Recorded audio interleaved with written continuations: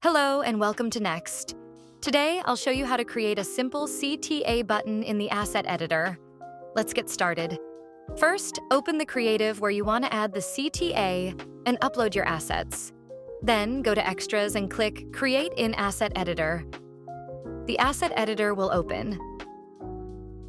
Here you can insert rectangle and ellipse shapes as well as text. Since we're creating a simple CTA button, let's start with the base shape. Position it where you want and resize it to your desired button size. You can use the alignment tools to align elements or follow the red guidelines.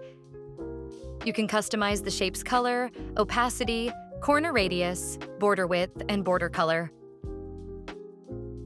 Let's make the corners slightly rounder and add a simple pink border.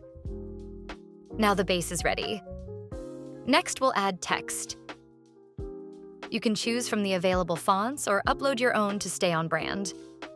Uploaded fonts are saved to your organization, making them available to everyone in your workspace without needing to re-upload.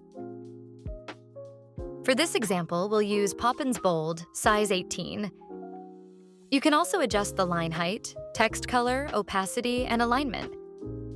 Change the text to whatever you need. I will change it to Buy Now. Once you're done, align and position it where you want. Again, you can use the alignment tools or simply follow the red guides.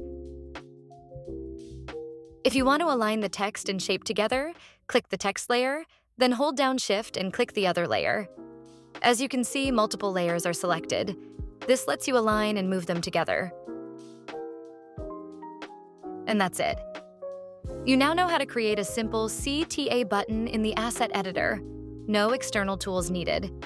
If you need any help, feel free to reach out via the chat icon in the bottom right corner or email us at support@next.com.